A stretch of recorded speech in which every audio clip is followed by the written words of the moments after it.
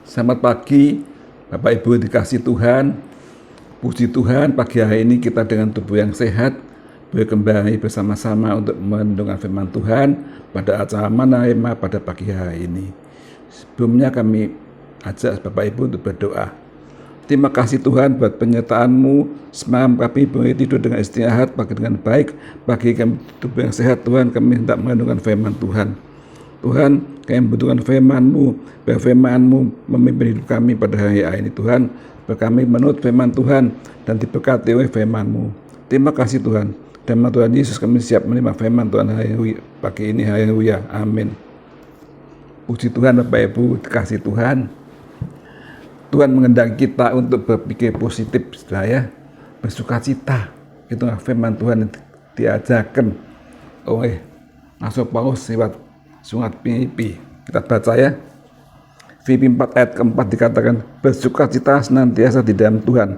Sekali lagi kukatakan bersukacita, Bapak Ibu. Tuhan menghendaki kita anak Tuhan bersukacita. Kalau kita bersukacita maka pikiran kita bisa positif.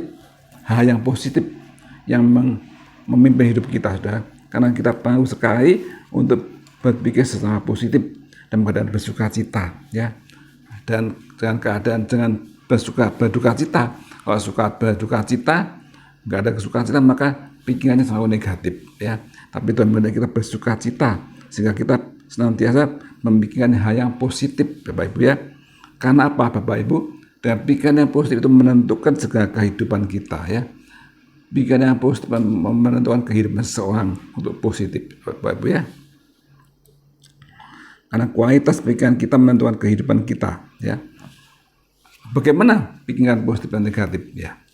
Kok ada berbagai situasi, sudah kita menghadapi situasi yang pandemi, yang kesusahan. Bagaimana kita sebagai anak Tuhan bersikap meresponi itu? Kita bersikap yang positif, karena kita bisa membangun hidup ini yang lebih indah. Kita punya pengharapan yang indah bahwa Yesus pasti menolong kita. Tapi kalau kita pikiran kita negatif, maka pesimis, takut ini, takut itu, maka ketimbang kehancuran, ya. Tidak ada semangat, tidak mau berusaha, sudah tidak mengandalkan Tuhan lagi, maka kehidupan akan lebih susah lagi. Tapi anak Tuhan kita harus berpikir yang positif, ya, berpikir positif supaya kita bisa mengalami kemenangan, sudah, ya. Situasi jelek pun kita berpikir positif bahwa Tuhan pasti menolong kami, Tuhan pasti beserta kami, sudah, ya. Jadi sudah jangan takut dalam keadaan sekarang ini, mungkin dalam keadaan pandemi, dalam keadaan sulit sudah keadaan ini. Tapi kita percaya bahwa Tuhan tidak pernah meninggalkan kita. Tuhan pasti menolong kita. Tuhan pasti melindungi kita. Apapun situasi yang kita hadapi, sudah. Maka kita harus bikin hal yang indah-indah, ya. Jangan hal yang susah, jangan hal yang menakutkan, tapi percaya Yesus tidak pernah meninggalkan kita, sudah. Yesus selalu menolong kita apapun keadaannya. Kita baca di dalam Filipi 4 ayat ke-8 dikatakan apa? Jadi akhirnya saudara-saudara, semua yang benar, semua yang mulia, semua yang adil, yang suci, yang manis, yang sedap didengar, yang berkebajikan dan patut dipuji, pikirkanlah semua itu. Pikirkanlah yang suci, yang indah-indah, yang manis, kebajikan yang patut dipuji. Pikirkanlah semua itu, sudah. Pasti Bapak Ibu akan diberkati, sudah. Akan ada kemenangan atas kemenangan. Ada peristiwa Bapak Ibu, ya. Pada waktu Musa akan masuk tanah Kanaan, dia memerintahkan beberapa orang Israel untuk mengintai tanah Kanaan gimana? Sebelum masuk mengintai, sudah. Tetapi dari 12 pengintai itu hanya 2 orang yang berpikiran positif, ya.